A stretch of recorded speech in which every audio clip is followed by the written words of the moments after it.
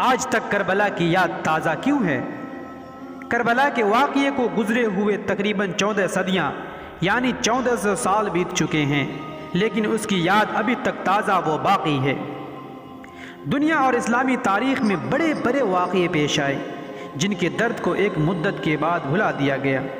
اسلام کی پہلی جنگ، جس میں 1000 ہتھیاروں سے لیس دشمنوں کے مقابلے میں صرف نہتے 313 مجاہد اپنی جان ہتھیلی پر رکھ کر، وہ بھی رمضان کے مہینے میں، اللہ کی مدد سے ہتھیار بند پہلوانوں پر بھاری ثابت ہوئے۔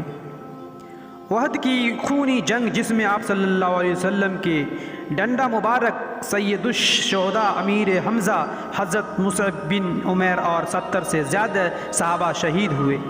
جنگ حنین میں کافی جانی و مالی نقصان اٹھانے کے باوجود صحابہ کے حوصلے پست نہ ہوئے، بلکہ آگے ملنے والی شاندار کامیابیوں نے یہ سارے زخم دھو ڈالے۔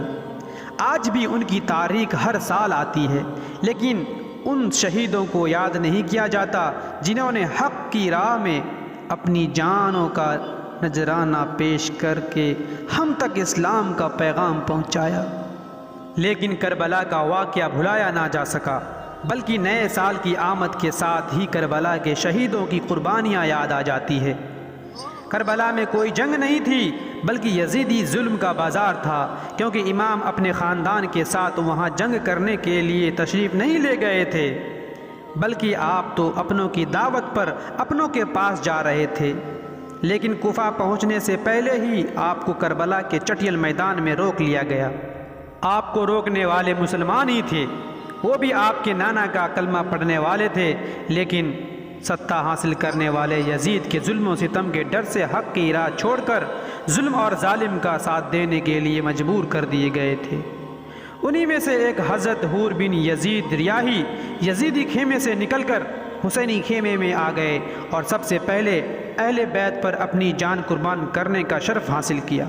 دشمنوں کے ظلم اور ستم کو تو بھلایا جا سکتا ہے، لیکن اپنوں کے ستم زخم بھر جانے کے بعد بھی بھلایا نہیں جا سکتا۔ یہی وجہ ہے کہ صدیاں بیت جانے کے باوجود ہم یزیدی ظلم اور حضرت امام حسین کے صبر کو نہ بھلا سکے۔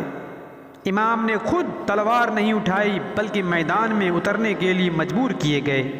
اس وقت آپ کے سامنے 2 ہی راستے تھے، یزید کو اپنا خلیفہ مان لو یا پھر لڑنے کے لیے آ جاؤ۔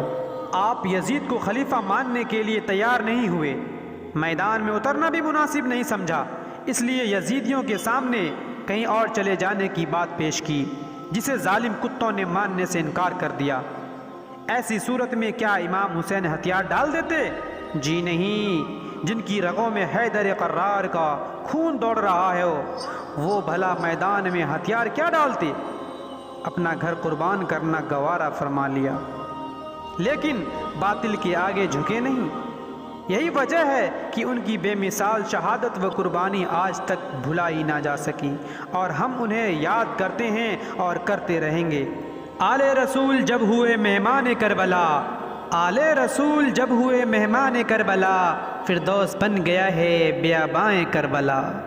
تو مٹ گیا یزید، حکومت بھی تیری مٹ گئی، میرا حسین اب بھی ہے سلطان کربلا۔ نعرہ تکبیر، اللہ اکبر۔